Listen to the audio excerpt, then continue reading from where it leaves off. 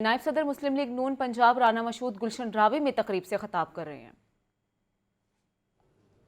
मौके मौजूद हों बराबरी की बुनियाद पर आगे जाने के, जहां पर सिफारिश ना हो, जहां पर रिश्वत ना हो, जहां पर अकरवा परवरी ना हो, जहां पर टैलेंट की कदर हो। पाकिस्तान के लिए हमारे बुजुर्गों ने जो कुर्बानियां दी, लाखों मुसलमानों ने अपनी जानों की कुर्बानियां दी, आपके और हमारे बुजुर्गों ने कुर्बानियां दी। कुर्बानियां दे के इस खित्ता सरजमीन को जब हासिल किया गया तो बदकिस्मती से कायदे आजम जो बीमार थे, जिन्होंने अपनी बीमारी को पसे पुष्ट डाल के पाकिस्तान के लिए जिद्दोजहद की थी, वो दागे मुफारकत दे गए, वो वफात पा गए। और उसके बाद जिन्होंने पाकिस्तान को संभालना था, बदकिस्मती से इस मुल्क के अंदर एक ऐसा खेल शुरू किया गया कि जिनका काम मुल्क संभालना था उनको साइड पे कर दिया गया।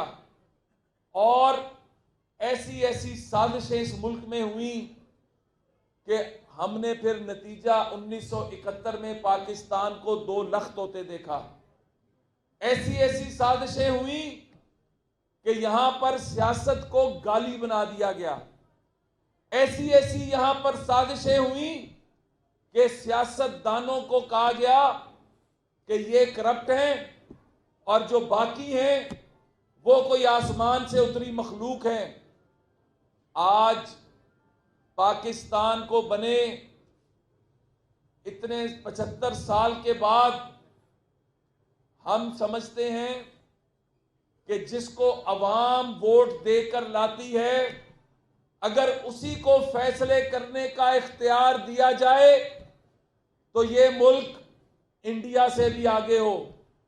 बांग्लादेश जो हम में से टूटकर अलहदा हुआ, आज पाकिस्तान से आगे है। उसकी वजह क्या है? वहां पर भी मार्शल लॉ लगे, वहां पर भी सियासतदानों को मतून किया गया, लेकिन वो समझ गए कि अगर उन्होंने अपने मुल्क को चलाना है तो वहां पर उनको फैसले करने का इख्तियार उनको देना होगा जो इलेक्शन जीत के और लड़कर आते हैं। और ये इख्तियार अवाम के हाथ में देना होगा कि वो किसको मुंतखब करना चाहते हैं। और आज देखें कि बांग्लादेश कहां पर है। इंडिया के अंदर रोज अकलियतों पर जुल्म होता है, कभी मुसलमानों पर जुल्म, कभी ईसाइयों के साथ जुल्म, वहां पर जितनी कास्टें हैं उनके साथ जुल्म। लेकिन इंडिया जो है वो अपने इलेक्शंस इन तमाम चीजों के बावजूद वक्त पे कराता है। और दुनिया कहती है कि इंडिया सबसे बड़ी डेमोक्रेसी है। इंडिया की मईशत देखिए आज कहां से कहां चली गई। मैं ये समझता हूं, हमने 2002 के इलेक्शन जब लड़े थे तो उस वक्त यहां पर एक डिक्टेटर था मुशर्रफ, और हमने इलेक्शन सिर्फ एक नारे की बुनियाद पर लड़ा था कि फर्दे वाहिद की हुक्मरानी नहीं चाहिए। हमने इलेक्शन इस बुनियाद पर लड़ा था कि पाकिस्तान के आइन को पामाल नहीं होने देंगे। हमने इलेक्शन इस बुनियाद पर लड़ा था कि रूल ऑफ लॉ होगा।